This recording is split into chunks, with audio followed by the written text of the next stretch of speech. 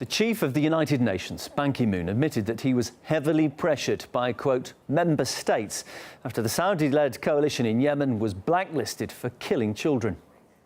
This was one of the most painful and difficult decisions I have had to make. I also had to consider the very real prospect that millions of other children would suffer grievously.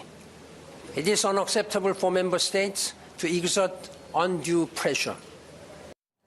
The Saudi-led coalition in Yemen was blacklisted by the UN following a recent report that shed light on the high level of violence that was aimed at children in the country.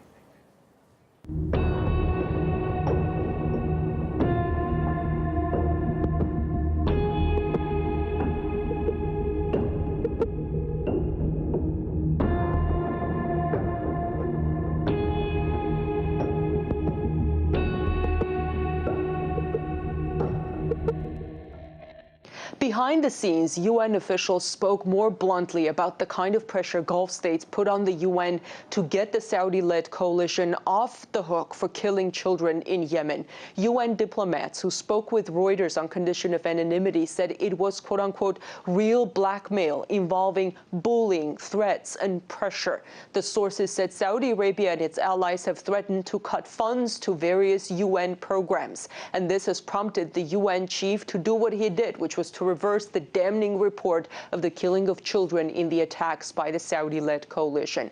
Ban Ki-moon called it one of the most painful and difficult decisions he ever made. Saudi Arabia, however, said it did not use threats to get itself off of the blacklist. That's ridiculous. That's outrageous. We don't use threats or intimidation. Riyadh was very committed to the United Nations. UN officials say the opposite is true.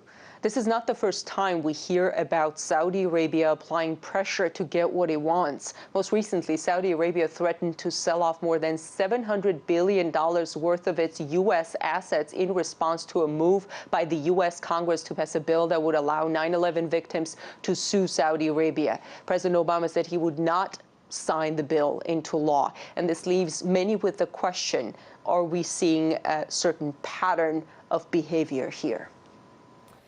Earlier, we spoke to Catherine Shackdown from the Shafakna Institute of Middle Eastern Studies.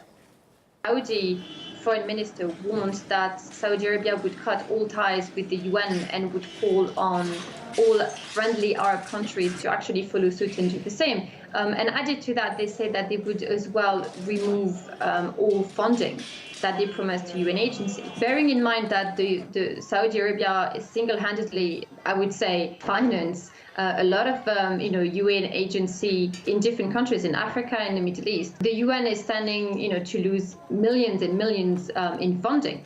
And this is something that they're not willing to do. So you have, once again, this is not the first time that the Saudi are actually doing this. They've done the same tactics of, some form of economic warfare, against Washington, for example, over the 9/11 law. And again, they're doing the same very thing because, Saudi Arabia does not have a military and they do not have a very powerful political lobby just yet, although it's growing. So they're using what they can, which is financial blackmail, and it's working.